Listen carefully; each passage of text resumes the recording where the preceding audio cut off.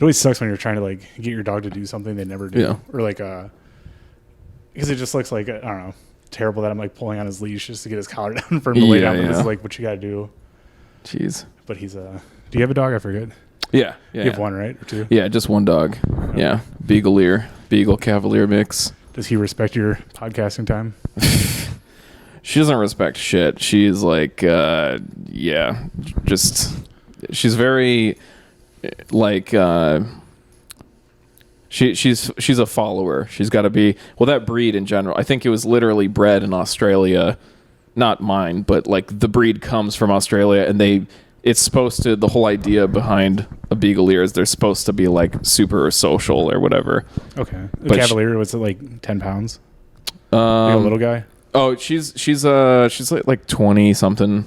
The normal weight for them is like in the 20s ish, anywhere from 20 to 30 pounds, like somewhere in that range, kind of. Okay. Yeah, I think I was thinking of something else than a Cavalier. Well, maybe. The Cavaliers are really small, I think, or well, not really, really small. Cavaliers, I think, are. They're probably more. Yeah, they're probably more like 10 pounds or whatever. And then Beagles are.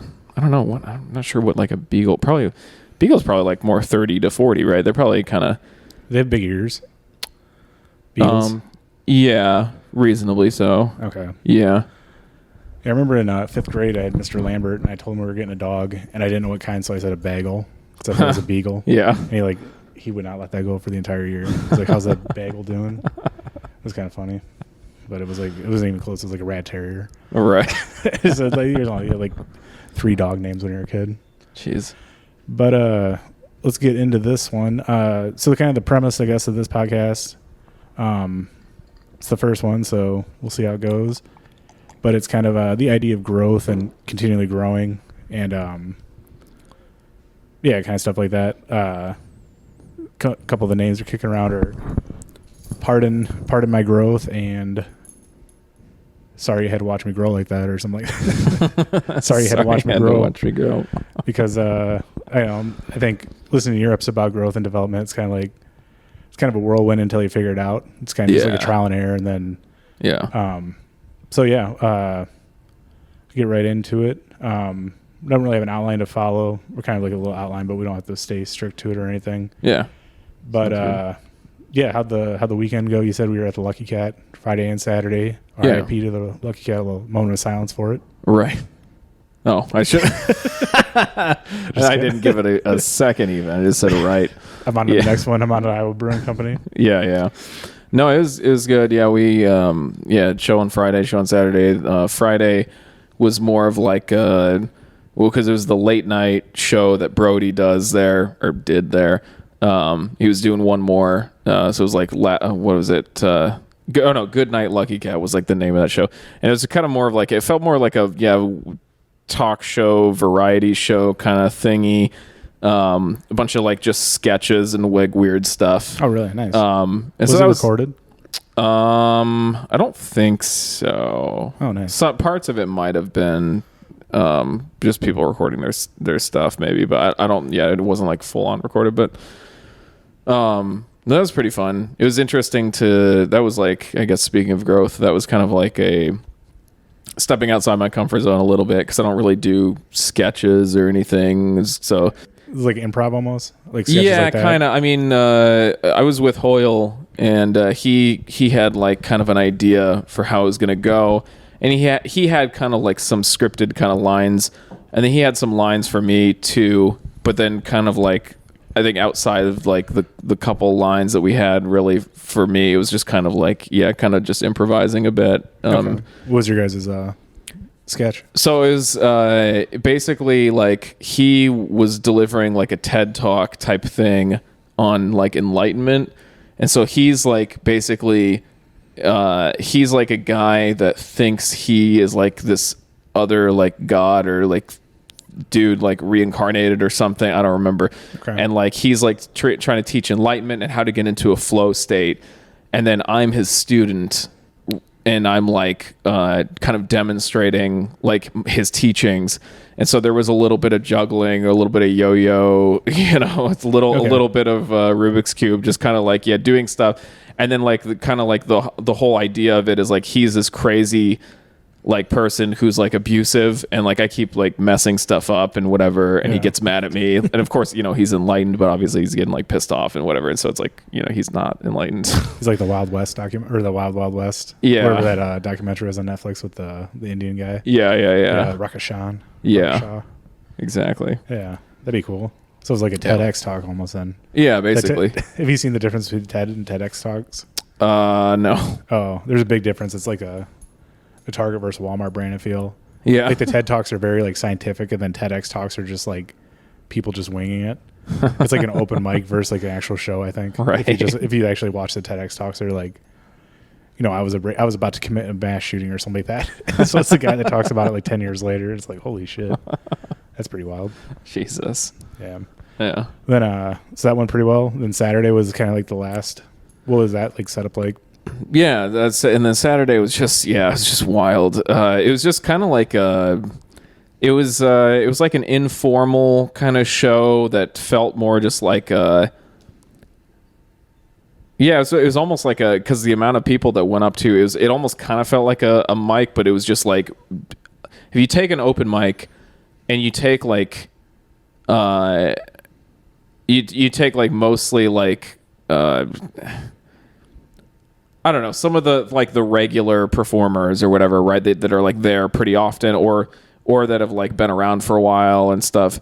And you kind of take the mic and then like bring I don't know, more of like a show atmosphere to it, right? It's like just like more of it's like either a really formal mic or a really informal show, whatever, like, you know, something like that kind of is the way I would describe it. But we just kind of Mike Lucas was hosting, and he just kind of we did family style, so we brought each other up.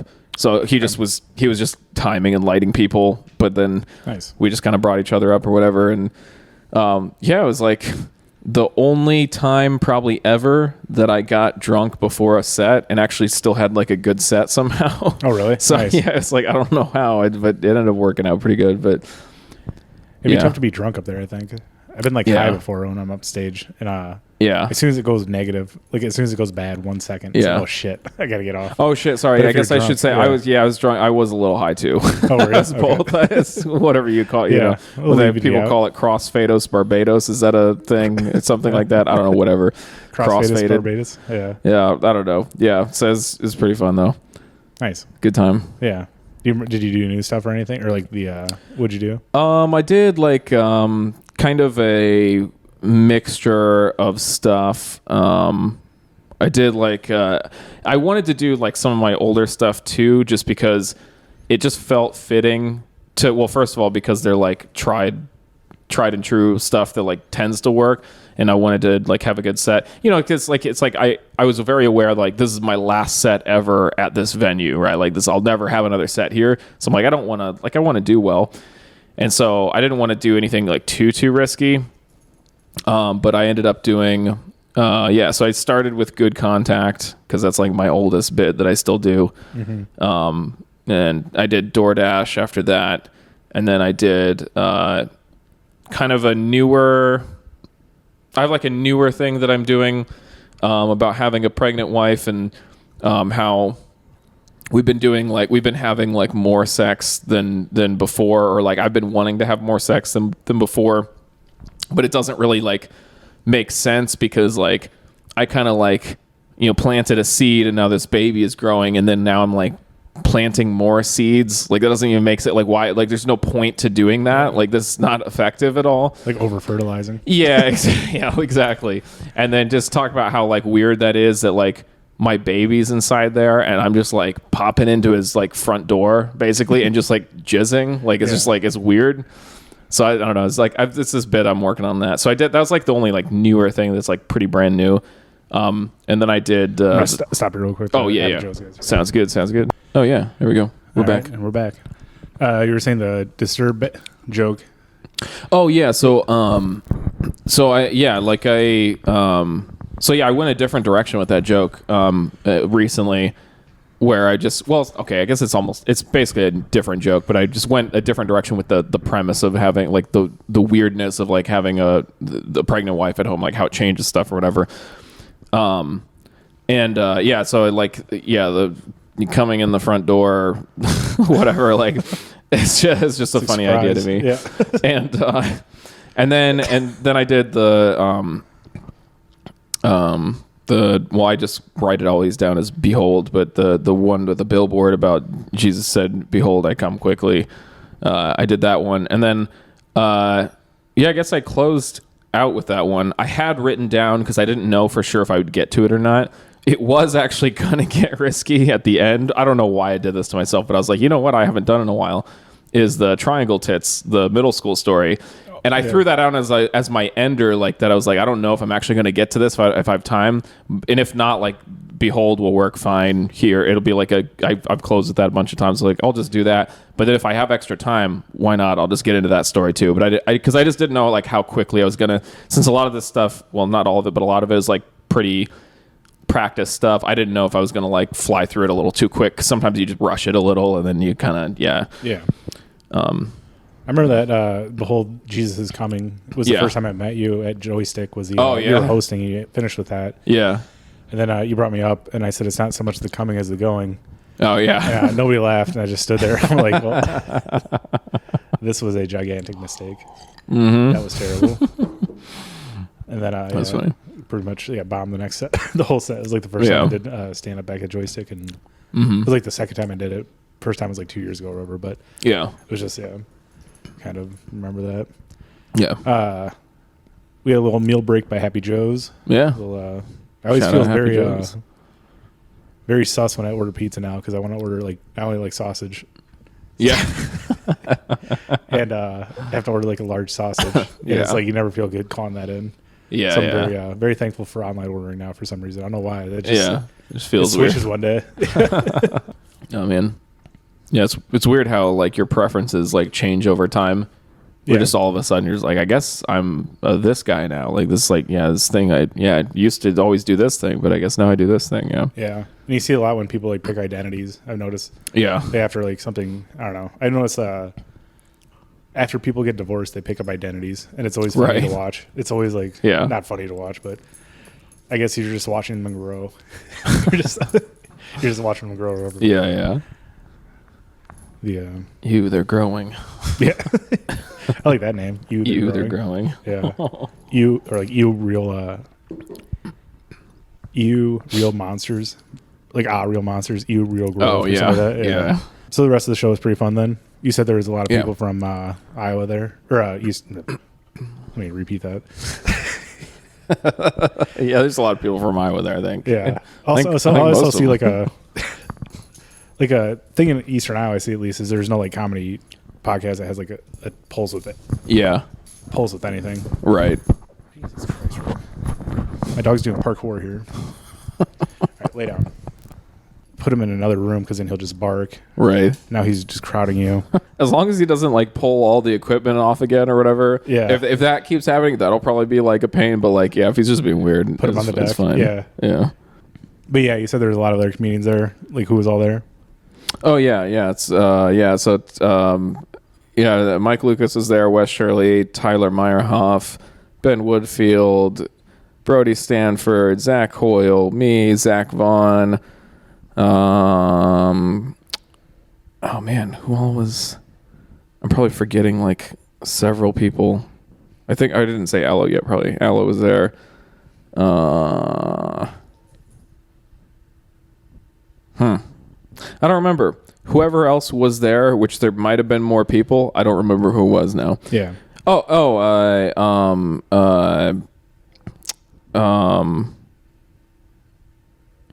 Oh no! Keeping us on suspense. The edge of our seats. Oh no! You ever know a name and you're like, I actually know this person's name, and then your brain just deletes the file, and you're like, yeah, huh? Hey, you were talking about the Dunbar's principle. Yeah. You only have so many. You can only remember so many names. Yeah. It's got to be like 100. Oliver Schmitz. There we go. Jesus, I don't know why I couldn't think of Oliver. Okay, damn. Nice. Yeah. I'm excited to see Tyler move down to Austin though. I think he'll do well, hopefully. Yeah. Yeah. I think it'll be interesting to see what happens with him. Oh, but he got fucking hammered. I bet. Yeah. He is so hammered. His set was like, yeah, it was like, it got weird. It got very emotional weird. Yeah. Yeah. Yeah. I mean, it's a big change for him. Yeah. Or, yeah, I mean, it's kind of like one of those things where you probably tell he's in his growth transformation now. Right. Like he's like on the cusp of moving. It's like this whole, like sends you into a panic when you're about to move again or something, or like start something new. You're right. Like mentally in a panic. Yeah. How have you found yourself getting like that in comedy very much? Like every time you kind of step up a level, because you're not the same as you were when you started, right? Like, right. We talked about your first open mic last episode, or the first episode we recorded together. Yeah. And kind of just how much you grow, but you're still the same person. So have you kind of like come into like a few times where you're like about to grow to the next level? What do you do to hype yourself up for it, not like fall back in it, like fall back to failure or anything? I don't know. I think I I'll have like moments where like I'm gonna have like a big show or something, and I have to like, I don't know, I remind myself that like I don't know, I know how to do that. Like, I know that like all the pieces are there on how to like have a good set, and I know what to do and like how to do it. And so it's just a matter of me like focusing and like doing all the things correctly at the same time. Yeah. And so the thing that I always like try to remember, this is like the most common one that happens, is like whenever like I feel like I'm like psyching myself out or whatever, is like I remind myself, is like, just take your time, like just go, like don't, because I always have this tendency, I did early on, and I don't do it as much anymore, but I still sometimes do it, especially if things aren't going well right away, is like to just kind of rush through stuff, and like I'll even like get some laughs, and then I'll be like stepping on the laugh, like going to the next line and stuff, and then it's just like, wait, what are you doing? Like, you're ruining the laugh, like. And so, I always just try to remind myself, like, just slow down. Like, there's no, like, there's almost like, well, there is, but it almost feels like there's no, like, such thing as, like, too slow. It's like, it can be, but it's like painfully slow then. It's like unnatural slow. So right. It becomes obvious if you're going like too slow. It'll be really obvious. Whereas if you're going too quickly, it's not always obvious. Maybe. Right. I think. Yeah.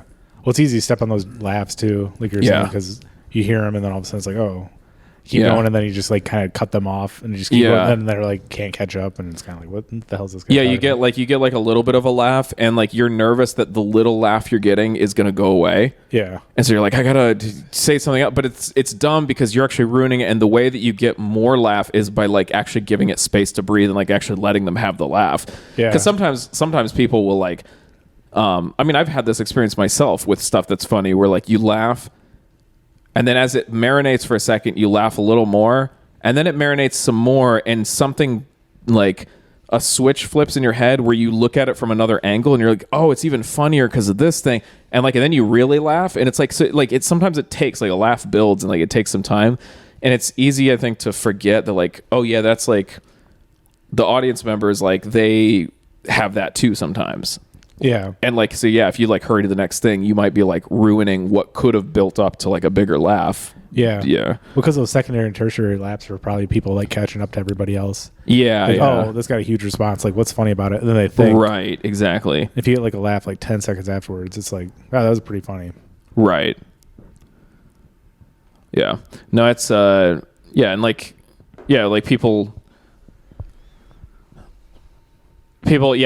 build off of each other, where it's like, like somebody, like some people are laughing, and like maybe someone else that wasn't probably gonna laugh necessarily, like as the other people are laughing, they kind of like give themselves, I don't know, more like they like sit with the joke a little more. They're like, oh, well, these people are laughing, like, not that they consciously do it, obviously this is like all a very unconscious thought process that happens like instantly, basically, but like they're hearing other people laugh, and it kind of like, that like adds to it. It's kind of like, I guess it's kind of, this sounds dumb and gimmicky.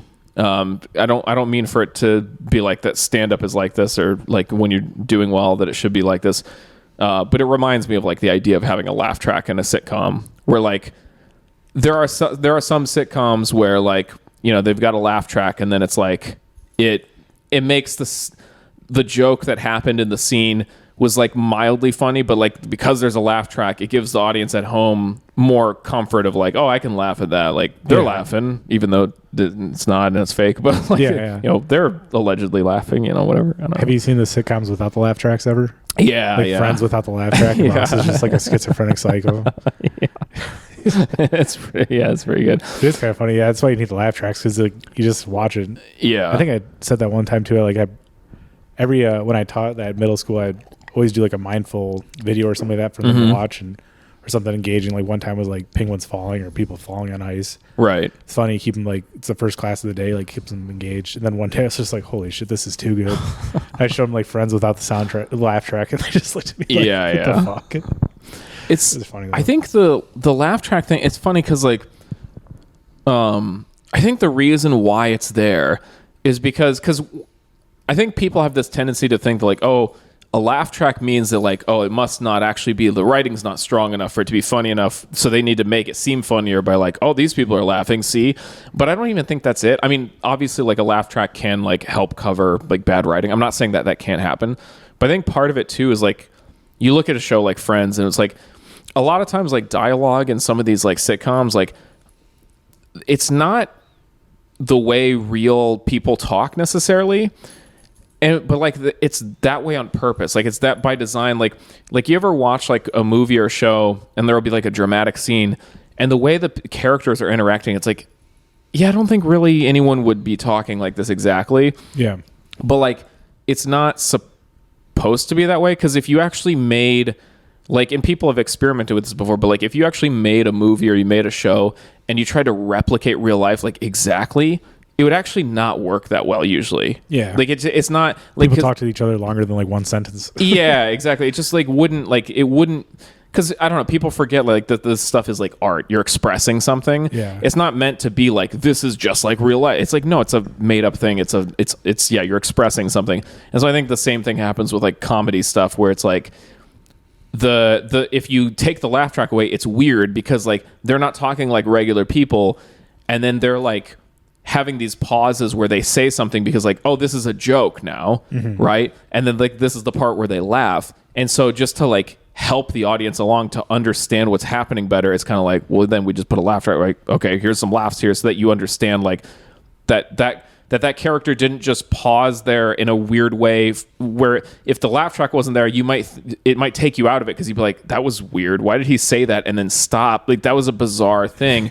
But if you put a laugh track in, then it's like, oh, well, yeah, because it's a joke. He just said a funny line. Yeah. I don't know. I don't even know if I'm making sense. Just like hold your arm like this. Yeah. Like staring at a person like put away. Yeah. It would be kind of funny to watch as a slow build to like a dad getting pissed.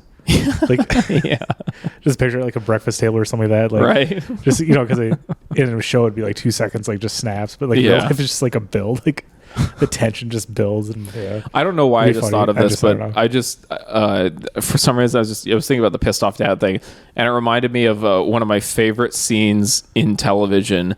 Is have you seen Dexter? Yeah. So there's the episode of Dexter with the Trinity Killer. Yeah, the Trinity Killer. Yeah, and he said that. Did I talk to you about this once recently or something? Yeah, the Trinity Killer, and they're all at the table for like Thanksgiving and like going around saying what they're thankful for.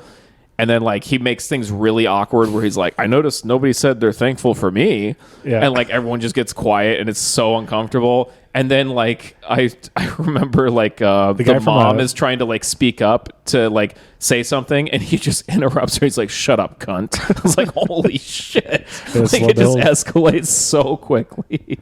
Yeah. Who was the relationship again with that? What do you mean? Was it the Trinity Killer was Dexter's? Oh, there's no there was no relationship there. It was, he killed his wife though, right? Yeah, yeah. But he kills before that. He was just hunting him. How'd they get to dinner again? Because Dexter was like stalking him and doing his thing, but then like they he was like trying to like basically get closer to him to like, because he was delaying the kill because he was realizing that like this guy has been getting away with killing for so long, like he could probably get like some advice, like he could pick up some tips from this guy, mentor him, get mentored. And so I think he was like, I don't remember what was going on like when he showed up there, but Oh, maybe was he checking in on Jonah, the son, because like he was like, I think he fucked up the car or something. Okay. And then like he was worried that like the Trinity Killer, whatever his like name was other than the Trinity Killer, I don't remember. The guy from Third Rock from the Sun. Yeah, true. The dad from Third Rock. Yeah. Also Lord Farquaad from Shrek. Oh, is he? Okay. Yeah.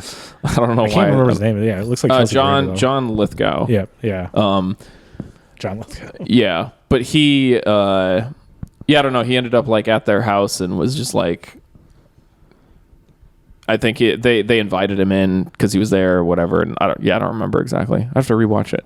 I've rewatched that show a couple times, and I'm due for another rewatch, I think. Yeah, Dexter was a really good show. I remember it was it got weird towards the end, I think. Yeah, it did get a little weird at the end. Yeah. Did the Trinity Killer like kill somebody at like a job site? Like if they were building a house, he just pushed the person off or something? Oh, yeah. That was one of his things that he would do. Yeah. It always came in threes. Yeah. Yeah. Well, then the twist or the thing that they found out is like, oh, it's actually 4. I didn't know there was a 4th one or whatever. Oh, yeah. Remember? Because like, that's the girl or whatever. No, the 4th one I think they found out was the kid. Or because that's the one that starts the cycle, I think. Or is it? Yeah, I think that's the thing that starts the cycle. Is like that he finds a kid, or maybe it's I don't remember. Yeah. Okay. Was it linked to something Dexter's birth? The Trinity Killer? I don't think so. Okay. I think there is something. There is some connection to like. To that at the show at some point in the show. I don't remember, but it wasn't the Trinity Killer, I don't think. No. Where'd that all stem from? I forget. That is a good question.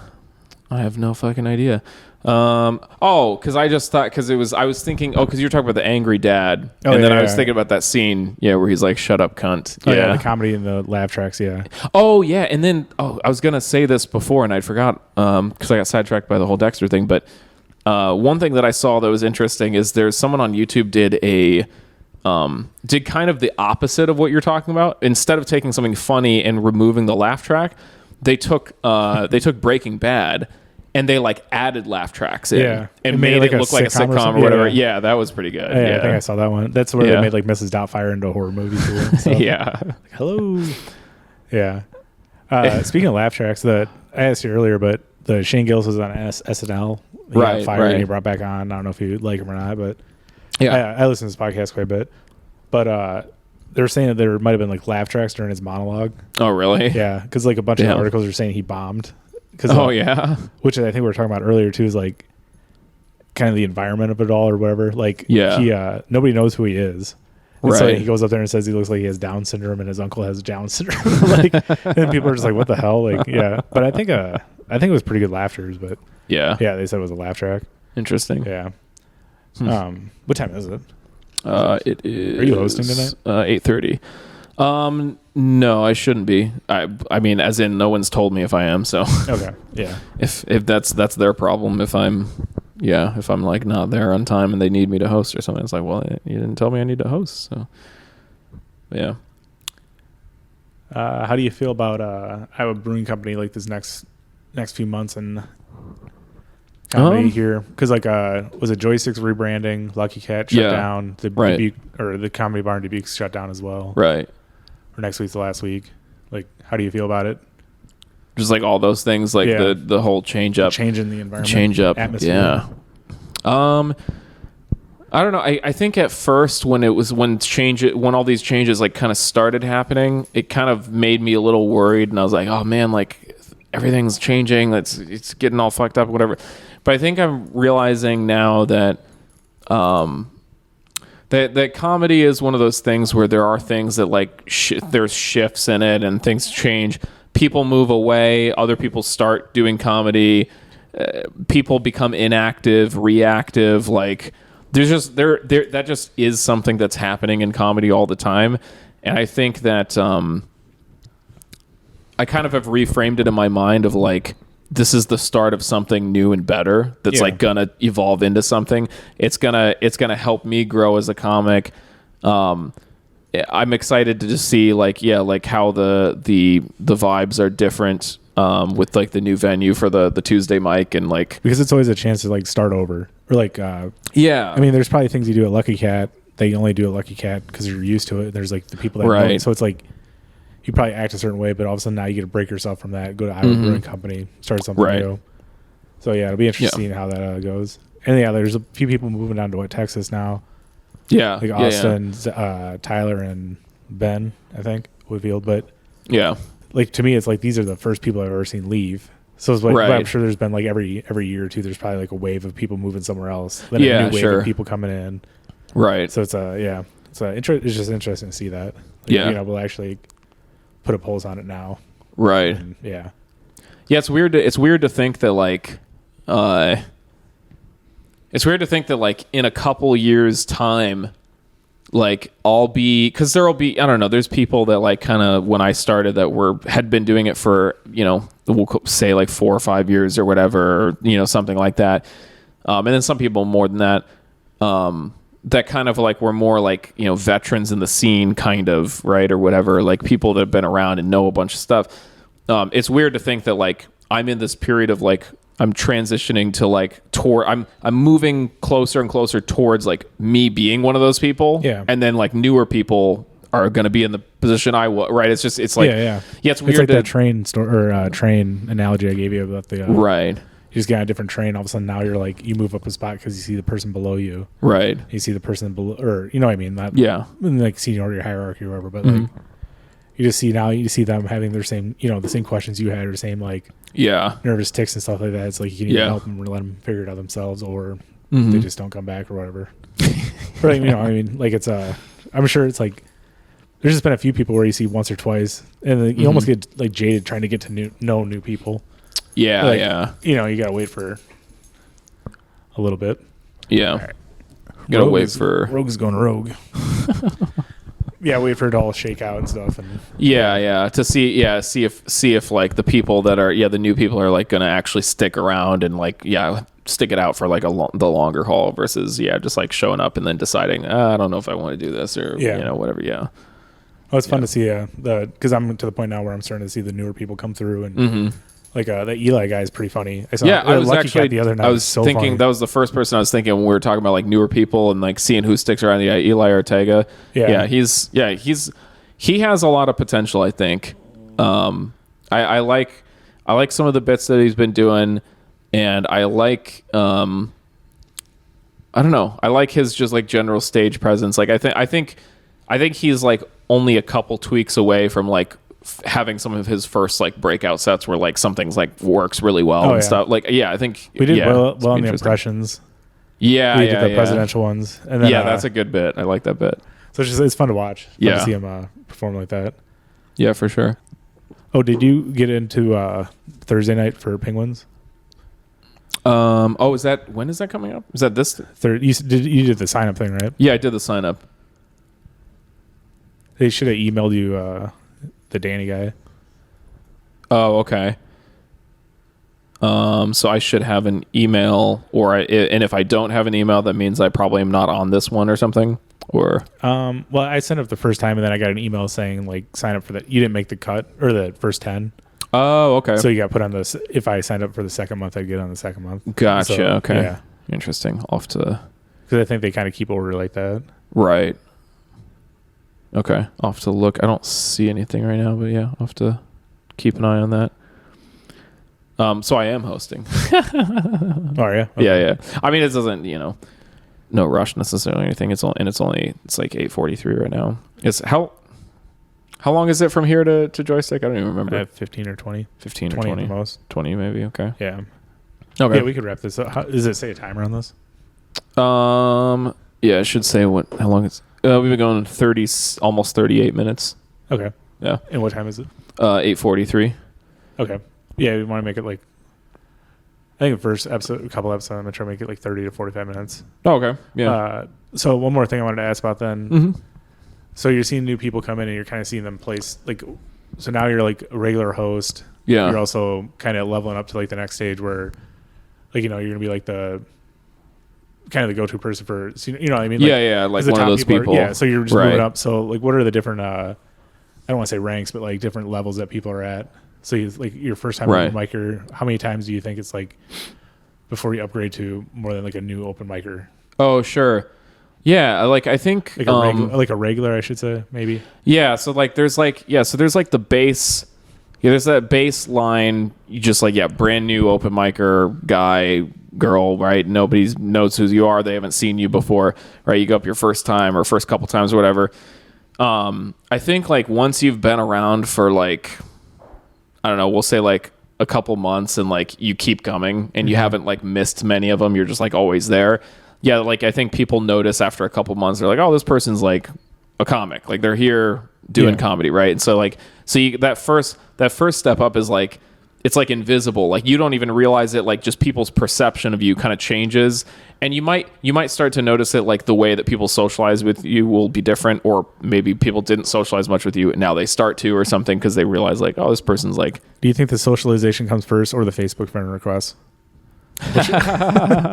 I think usually in comedy it feels like usually the socialization happens first.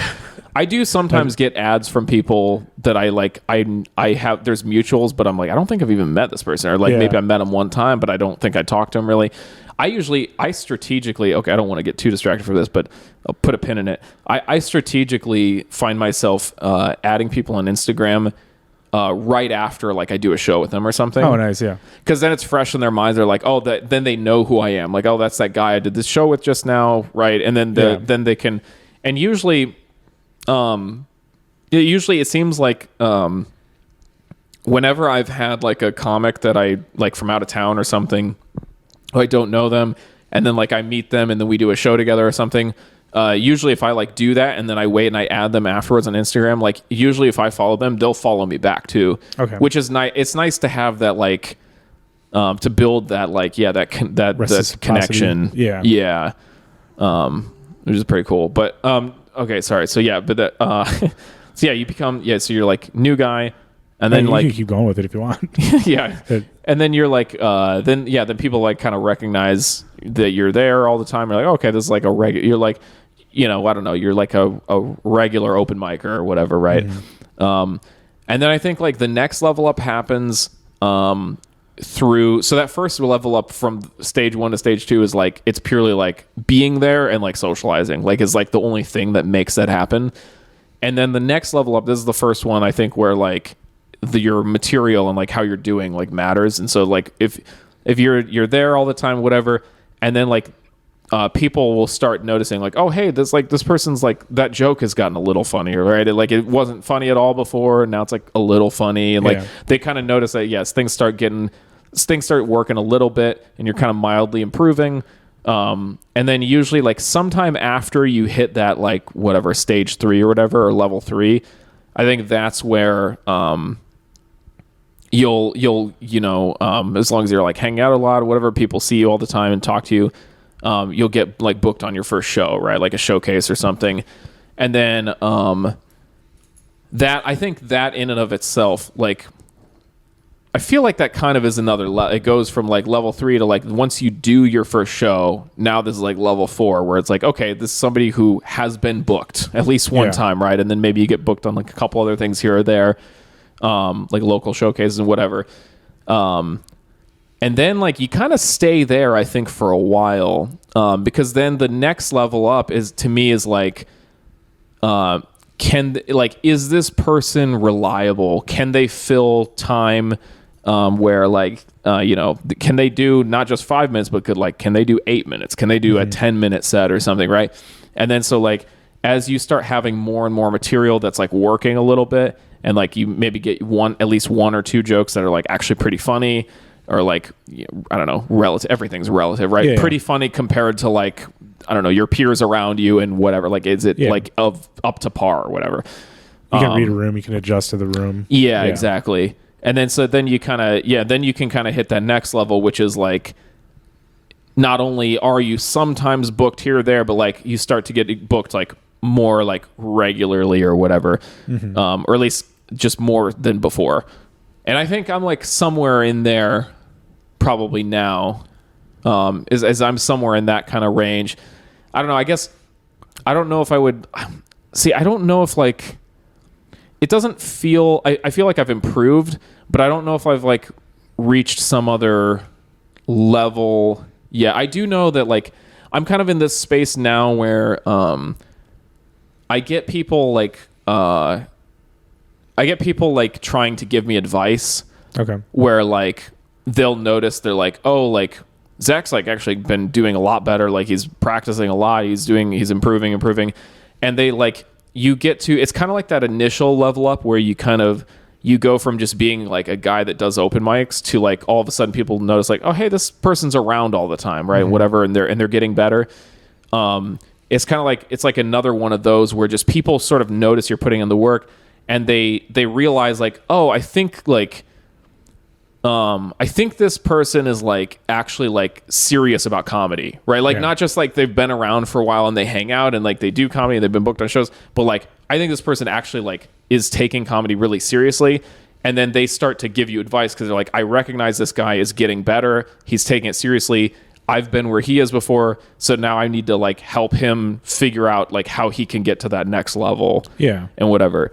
And so I'm like in that sort of stage, whatever that is. The one where veterans start like talking to you more, and like giving you advice, and be like, "Hey, here's you know what you should try doing, or this is what I would do," and blah blah blah. Or, I don't know. Well, because you can flip it that around too. It's like, do you give advice to everybody, or do you just give it to people that you think like they could use it?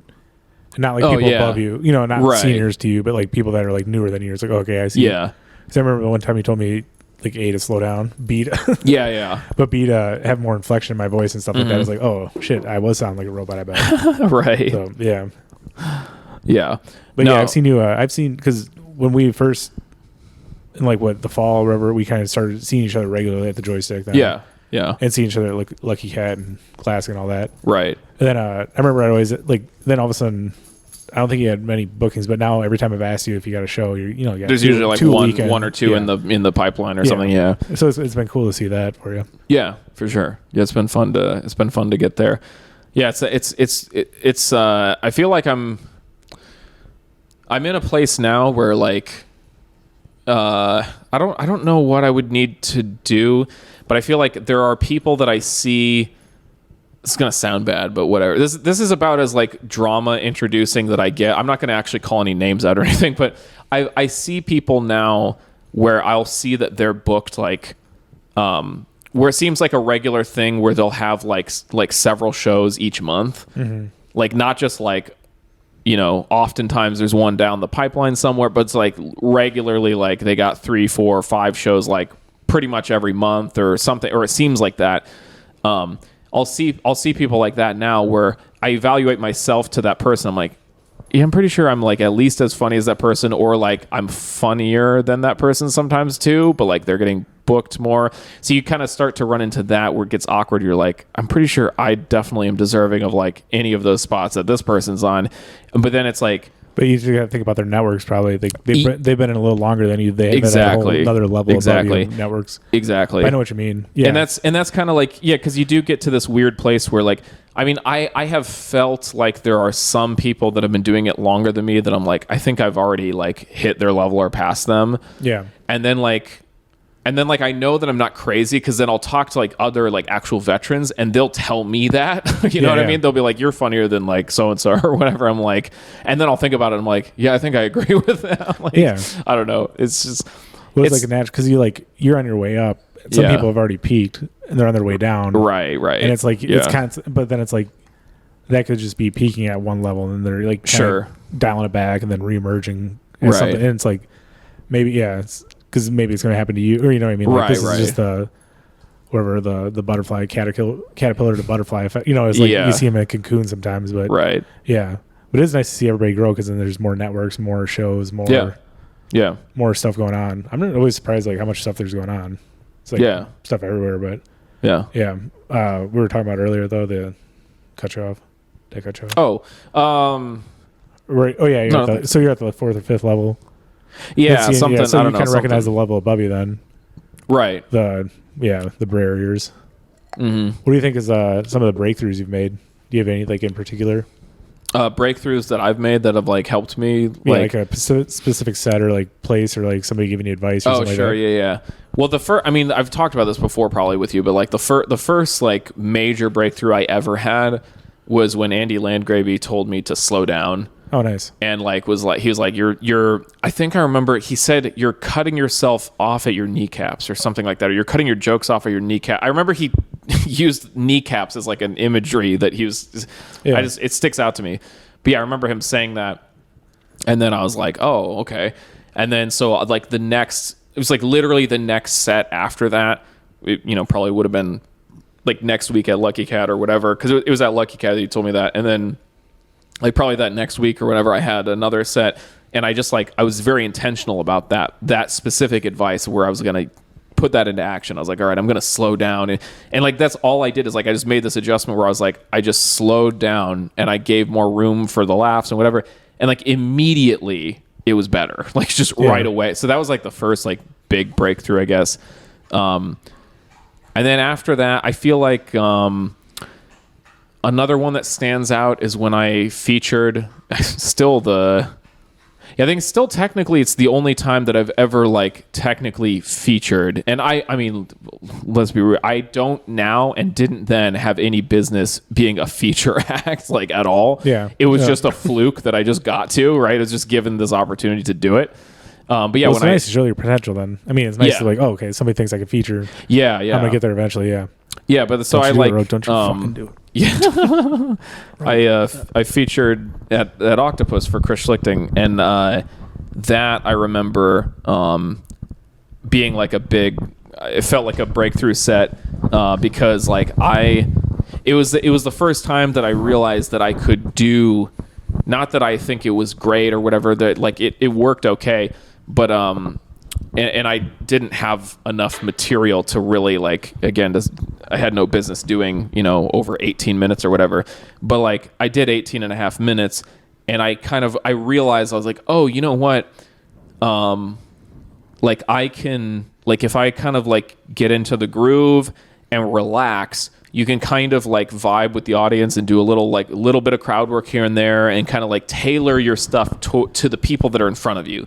Not just it was the first time I think I'd ever done it where like I wasn't just doing a set, whereas like I would have done this set this way just regardless because this is the set and this is how it goes.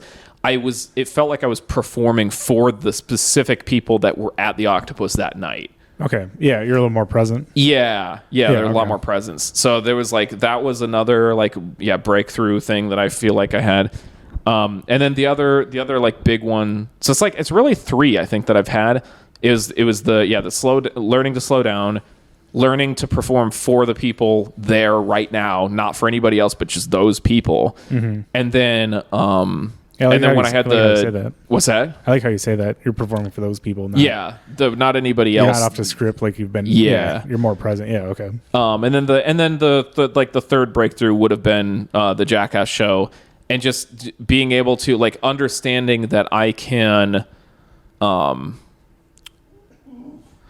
there's no such thing as like a show that's like too big where you're like, oh man, like is this gonna work? Like a big show is still like the same as any other show, you know what I mean? Yeah. It's still like, it doesn't like, there's no difference. It feels different, but then that's because you're like getting like mind fucked. You're getting like tricked. But then once you like, you make the realization of like, oh, this is the same thing I know how to do. This is the thing I've always done and whatever. And so you kind of, so it's like, slowing. When I learned how to slow down, when I learned to be present, and then when I learned how to handle nerves for like a really big show, or like, or whatever, like an unprecedented level of show that like you hadn't done before that. I think I had my first thing with that Thursday at the Comedy Bar in Dubuque. Yeah. And it's still like an open mic. It was the Tomato Throw show. Oh, okay. Yeah. I guess I've only been on one show that nobody showed up for. Canceled. And that 1 minute on David Collins' show. Yeah. Wearing the shirt. Yeah. Shout out David Collins. But the Comedy Bar was like, everybody was doing very, very well. It was like a packed place for the Thursday night. And it seemed like everybody was so funny. Then Leslie Mitchell went up right before me. Right. And everybody was laughing. And I was like, I don't think I can go up there right now. Like, I don't think any of this stuff is funny. And then I kind of went up there and I was like, and I was doing all new stuff. So I'm like, Yeah. okay, like this is going to be terrible. And then it's like, Yeah. you got some laughs. I don't know how good it was, but it's like, Right. I don't think anybody would even notice. Like, it was one of those things where it's like you could back away and like, oh, I don't want to do this, or just go do it. Yeah. And like I was afraid that all the new stuff, because like trying new stuff sucks. Oh yeah, It's like fun, but like if it doesn't do it well, you're just like, fuck, I'm just up here like just wasting wasting stage time on this bullshit. But it's funny because that's what it feels like. But the reality is like that stuff is like that is the best use of time is like is like working out stuff. Especially when everybody's like doing well and you're like, all right, I'm gonna try this new stuff, and then it's like, oh, God, it's like you have to like tell them it's new. Yeah, and it's like just digging yourself in more of a hole. But right. So I think slowing down the presence and just every other. It's just like any other show what you're doing. Yeah. Those are three pretty good barriers. Yeah, I think Andy Langravy too. He's funny. The first time I ever met him, or at this Lucky Cat seen him, I sat like the only chair open was like directly right behind him. Oh so I was like just staring at his back, and I could tell he was just like, who the fuck like is this guy? So I was like, I had to get up and leave. I think you were sitting back there and it was Chris and stuff. But I remember just like, God, this guy hates me. There's no way, like, because I was just like sitting like a foot away from just like this is the only seat though. But I think we got to get going. Do you want to wrap this up? All right. Yeah, cool. Probably. All right, and then do you have any shows that you want to talk about that you have coming up? I don't know if I have any right now. I'll double check. I think this might be one of those times where I just like wrapped up the stuff that I like was booked on or whatever. What the fuck? Yeah, I don't think I have anything coming up now. Nothing comedy wise. I got speed cubing competition in March I'm gonna go to in Ankeny. That'll be fun. Oh, nice. March 9th. But no. I like how it's funny that I would even mention that. Like, let me plug this speed. If you guys want to show up and watch me solve a Rubik's Cube and other puzzles. Well, it's probably interesting too if you do the Rubik's Cube. You do those challenges or those competitions, then you do like a string of those, then you come back to comedy. Yeah. And you go back. It's got to be very confidence building the entire time. Like, it is good to. It's fun to. This is why I think this is like why a lot of times before like shows or like at mics, sometimes like, I'll have some sort of like yo-yo or a cubing or whatever. I'll be like doing something like that. It's good. It feels good to like sit in the pocket of like your own comfort zone of like, this is a thing that I feel confident doing. Yeah. And then it kind of just builds your confidence You're in general. on everybody the entire time. Yeah, basically. Yeah, exactly. It's Can like anybody here else do an 8-second Rubik's Cube? Yeah. All right. Well, we got to get going. Zach's got to go host at the Joystick. So, well, thanks for listening. Enjoy.